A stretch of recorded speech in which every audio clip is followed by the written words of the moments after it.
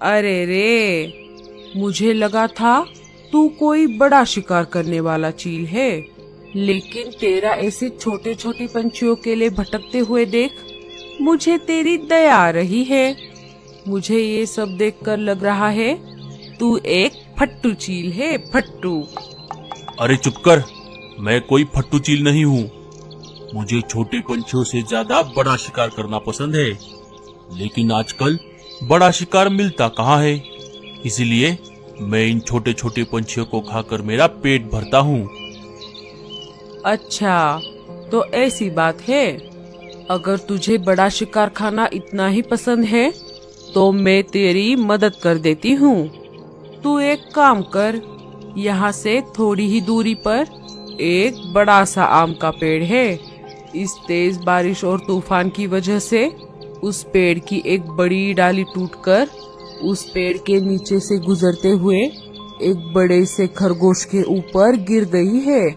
उससे वो बेचारा मर गया है। तू जाकर उसे खा ले। क्या क्या कहा खरगोश?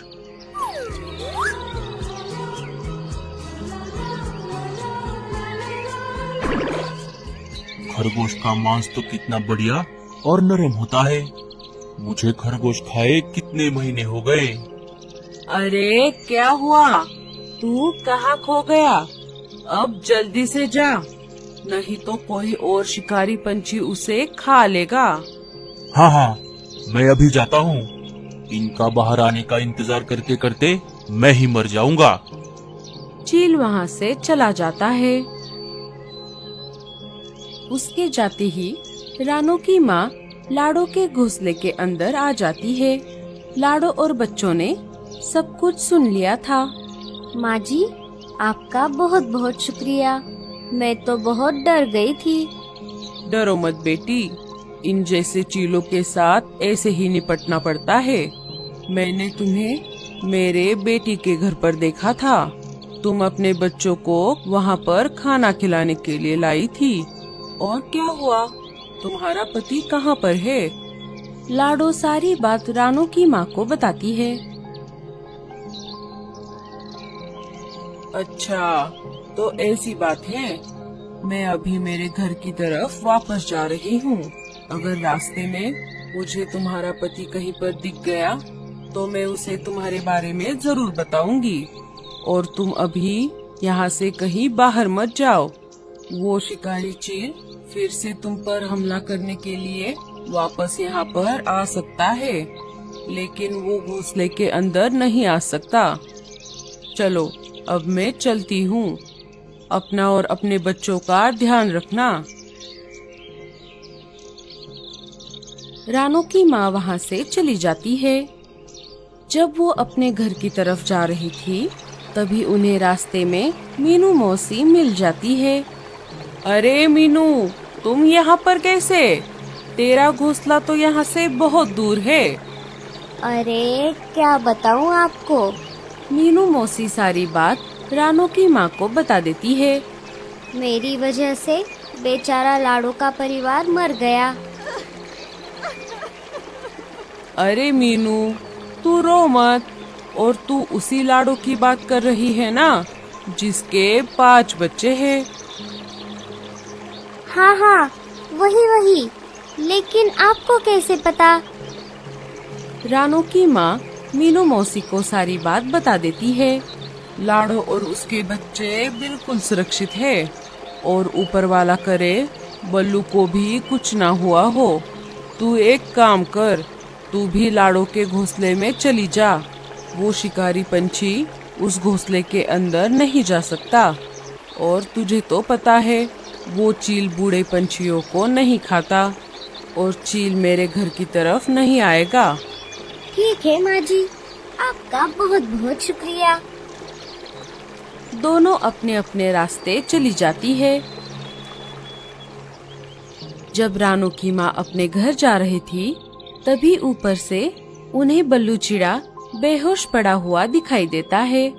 वो उसके पास आ जाती है। अरे, ये कौन है? लगता है ये बेहोश हो गया है। रानू की माँ मदद के लिए पुकारने लगती है। तभी भूरा वहाँ से अनाज लेकर जा रहा था। उनकी आवाज सुनकर वो वहाँ पर आ जाता है। अरे माँ जी, क्या हुआ? क्या बात है? अरे देखो ना भूरे, ये चिड़ा बेहोश हो गया है। हमें इसकी मदद करनी होगी। अरे ये तो बल्लू है, लेकिन ये यहाँ पर बेहोश कैसे हो गया? क्या क्या कहा बल्लू? तो ये बल्लू है। हे ऊपर वाले, तेरा लाख लाख शुक्र है। अरे भूरे, इसकी पत्नी लाडो और उसके बच्चे इसे बहुत ढूंढ रहे हैं। मैं अभी वहीं से आ रही हूँ। अच्छा हुआ इसे कुछ नहीं हुआ। भूरे ने आसपास पड़े खाए हुए बेरियों को देखा। अरे बाप रे, लगता है बल्लू ने इन जहरीली बेरियों को खाया है, उसी वजह से ये बेहोश हो गया है। भूरे, हमें इसे अभी के अभी डॉक्टर के पास लेकर जाना होगा। अरे नहीं नहीं माँ जी, इसे डॉक्टर के पास लेकर जाने की कोई जरूरत नहीं है। इसका इलाज यही हो जाएगा। वो कैसे भूरे?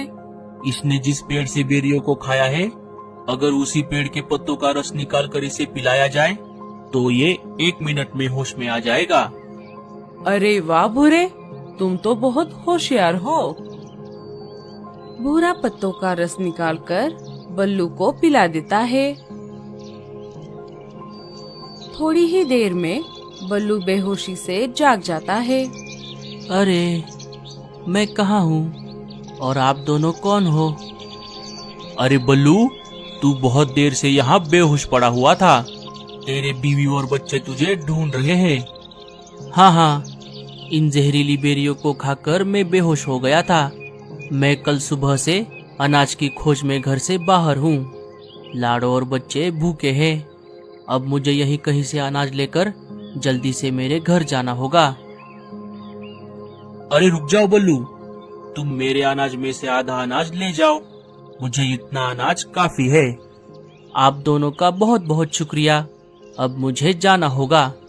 मैं भी तेरे साथ आती हूँ।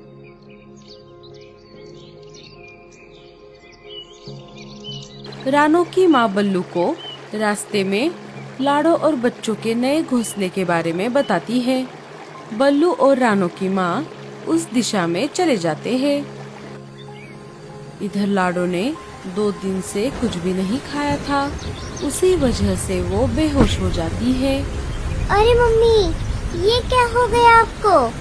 उठो ना मम्मी। अरे सोनू, लगता है मम्मी बेहोश हो गई है। हमें किसी से मदद मांगनी होगी। तुम सब यहीं रुको, मैं जाकर मदद लेकर आती हूँ। अरे नहीं नहीं दीदी, आप बाहर मत जाओ। बाहर तो शिकारी पंछी घूम रहा है ना। हम यहीं रहकर पापा के आने का इंतजार करते हैं। नहीं नहीं, हमें जाकर किसी से मदद मांगनी चाहिए। बच्चों में सबसे बड़ी बेटी बाहर जाने ही वाली थी, तभी मीनू मौसी अनाज लेकर उनके घोंसले में आ जाती है। देखो ना मौसी, मम्मी को क्या हो गया? वो बेहोश हो गई है। उन्होंने 2 दिनों से कुछ भी नहीं खाया। मीनू मौसी लाडो पर पानी छिड़कती है। लाडो होश में आ जाती है। अरे मुझे क्या हो गया था? मीनू मौसी, आप कब आई? तूने 2 दिन से कुछ भी नहीं खाया, इसी वजह से तू बेहोश हो गई थी। थोड़ा अनाज खा ले। लाडो थोड़ा अनाज खा लेती है। उसे थोड़ा बेहतर लगने लगता है। मीनू मौसी, आपका बहुत बहुत शुक्रिया। लेकिन लाडो, तूने 2 दिन से खाना क्यों नहीं खाया? और बल्लू कहाँ पर है? लाडो सारी बात मीनू मौसी को बताती है।